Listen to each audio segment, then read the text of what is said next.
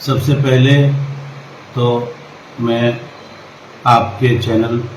का बहुत बहुत शुक्रगुजार हूँ और उसी के साथ साथ मैं आपके चैनल के जितने दर्शक हैं उसको अपने तरफ से सलाम, आदाब, नमस्कार। आज का जो विषय ये है कि जिस तरह बहुत साल पहले डॉक्टर मोहम्मद इकबाल, जो शायर मशरक कहा गया है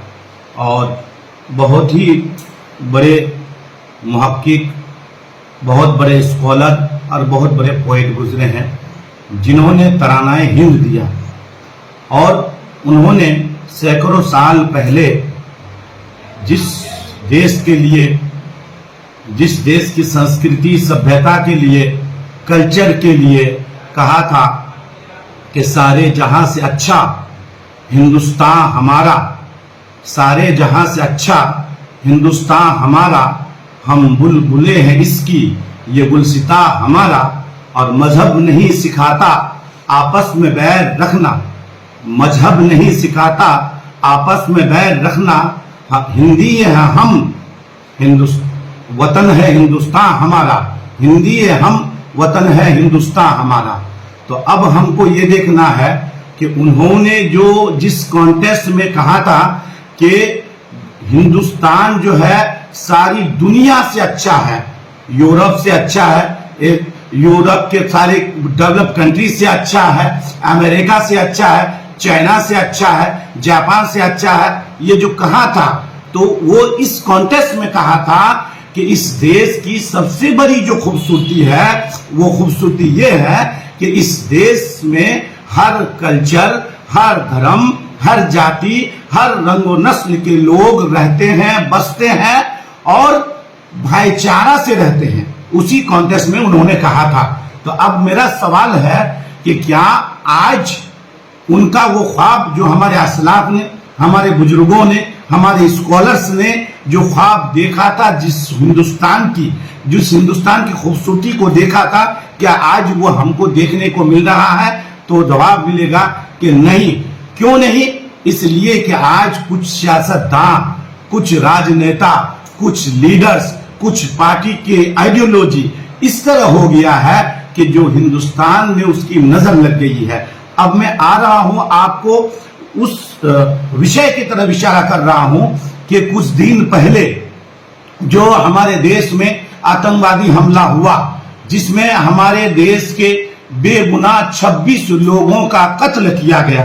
तो ये आपको पता है और पूरी दुनिया को पता है कि जो आतंकवाद होता है, जो संतरासवाद होता है, उसका कोई मजहब नहीं होता, उसका कोई धर्म नहीं होता,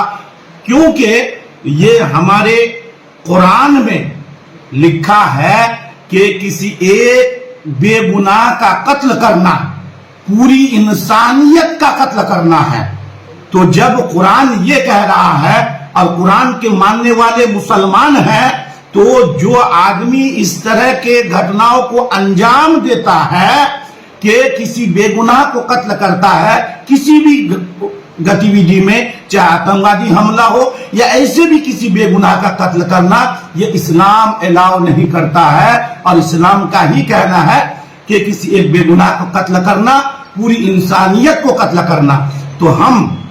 हिंदुस्तानी होने के नाते पहलगांव के जो हमला हुआ, वहां जो 26 हमारे बेगुनाह लोग मरे, तो इसकी जितनी भी निंदा की जाए, जितनी भी मुजम्मत की जाए, जितने भी कंडम किया जाए, तो वो कम है, क्योंकि वो दरिंदे, वो वहशी, वो जानवर, उसका कोई धर्म नहीं है। अगर उसका धर्म होता तो वो क्या कहते हैं, इस्लाम को मानता, कुरान को मानता, और कुरान को मानने से वो कभी भी किसी बेगुनाह का कत्ल नहीं करेगा। तो मेरा कहना है कि हमारे देश में इस तरह की घटना इससे पहले भी हुई है, तो हमारे देश के हर जाति, हर धर्म के लोग एक प्लेटफॉर्म में आकर के इस तरह की घटना की निंदा करते हैं, मुजम्मत करते हैं। लेकिन उसके साथ साथ ये देखा जा रहा है कि इस देश में 40 करोड़ से ज्यादा मुसलमान भी बसते हैं।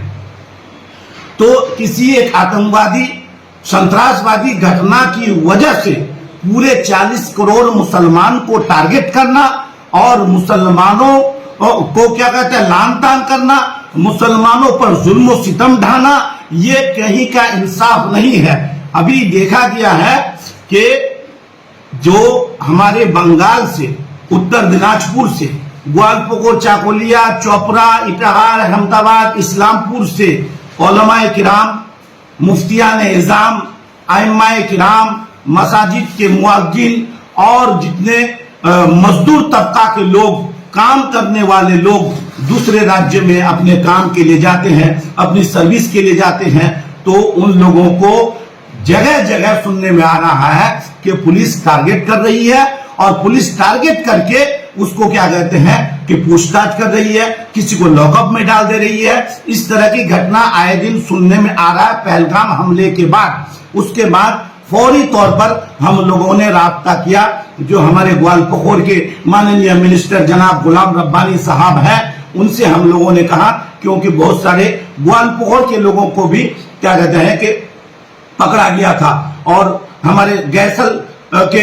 लोगों को पकड़ा गया था। इस तरह जगह जगह, मालदा में कुछ लोगों को पकड़ के पुलिस बंद कर दिया है, अभी भी वो बंद है। तो इस तरह की जो घटनाएं हो रही है, हमने माननीय मिनिस्टर गुलाम रब्बानी साहब से कहा, तो वो 4-5 दिनों से कंटिन्यूअसली वो जो है हमारे हाई अथॉरिटी से, आईजी से, डीआईजी से बात करके वो कितने लोगों को छुड़ाए हैं। तो मैं आपके कैमरा के माध्यम से, आपके चैनल के माध्यम से मैं माननीय गुलाम रब्बानी साहब का तहे दिल से शुक्रिया अदा करता हूं, इनकलाब फाउंडेशन की तरफ से और हमारे इलाके की आवाम की तरफ से, कि आपने जो पहल की है कि हमारे यहाँ के बेगुनाह लोगों को अलग अलग राज्यों में, उड़ीसा में, क्या कहते हैं, बिहार में और गुजरात में, मध्य प्रदेश में, दिल्ली में, महाराष्ट्र में इस तरह की जो परेशानी हो रही है, उसमें आपने पहल करके जो एक्टिवनेस दिखाया है, जो इनिशिएटिव लिया है गुलाम रब्बानी साहब, हम आपका शुक्रिया अदा करते हैं। आगे भी आपसे हम यही उम्मीद करेंगे कि इस तरह के हमारे इलाके के जो भी लड़के किसी मुसीबत में हो, बाहर चाहे किसी भी प्रदेश में हो, तो आप आगे बढ़ के उन बच्चों की मदद करेंगे, ये आपसे हमारी उम्मीद है। और मैं हमारे इलाके के उन तमाम उलमा से, तलबा से, आइम्मा से, मुफ्तियान दीन और उलमाए किराम से, और जो मजदूर तबका के लोग और दूसरे फील्ड में जो डॉक्टर, इंजीनियर, लॉयर्स और क्या कहते हैं काम करने वाले लोग हैं, सर्विस करने वाले लोग हैं, जो दूसरे राज्य में जाते हैं, तो मेरे तरफ से और इनकलाब फाउंडेशन की तरफ से एक रिक्वेस्ट है कि आप लोग बिना जरूरत क्या कहते हैं कि अभी सफर ना करें, क्योंकि अभी जो वक्त है, ये वक्त हिंदुस्तानी मुसलमानों के लिए कयामत से कम नहीं है, क्योंकि आए दिन मॉब लिंचिंग का मामला आ रहा है। पहलगाम के बाद कई देश में हादसा आया कि लोगों ने कहा कि वहां 26 मारा है, हम 26 को मार देंगे। तो ये जो है वाहियात टाइप की बात है, एक आतंकवादी घटना हुआ है। तो इसमें हम हिंदू मुस्लिम नहीं, बल्कि हिंदू मुस्लिम सिख ईसाई और इस देश के नागरिक होने के नाते, सच्चे हिंदुस्तानी नागरिक होने के नाते, हम पूरे देश के लोग एकजुट हैं और एकजुट रहेंगे। और हम ऐसी शक्तियों से हमेशा मुकाबला करते आए हैं और अभी भी मुकाबला करने के लिए हमारा देश का एक एक नागरिक, चाहे वो हिंदू हो, चाहे मुसलमान हो, चाहे सिख हो, चाहे ईसाई हो, हम लोग मुकाबला करने के लिए तैयार हैं। लेकिन मुसलमानों को अभी संजीदगी से काम लेने की जरूरत है, सब्र करने की जरूरत है, एहतियात करने की जरूरत है, क्योंकि तमाम हिंदू भाई कम्युनल है, ये मैं नहीं मानता। कुछ ही गिने चुने लोग हैं जो क्या कहते हैं इस तरह की फीलिंग्स को, हिंदू मुस्लिम की फीलिंग्स को, और क्या कहते हैं मदरसा मस्जिद और हिंदुस्तान पाकिस्तान करके अपनी राजनीति की रोटियां सेक रहे हैं, जिसमें जो है बेगुनाह मुसलमानों का और बेगुनाह क्या कहते हैं छोटे जात के जो लोग हैं उन लोगों की जाने जाती है। इसलिए हम ये रिक्वेस्ट करना चाहते हैं मुसलमान नौजवानों से भी कि आप लोग अभी इस हालात में हमारे देश के साथ खड़े रहें और कभी भी कोई जज्बात में आके कोई इस तरह की बयानबाजी या कोई इस तरह की एक्टिविटीज या इस तरह की क्या कहते हैं जो इंसान जोश में आकर के कुछ फेसबुक में कुछ पोस्ट वगैरह कर देते हैं, तो इस तरह के गलत पोस्ट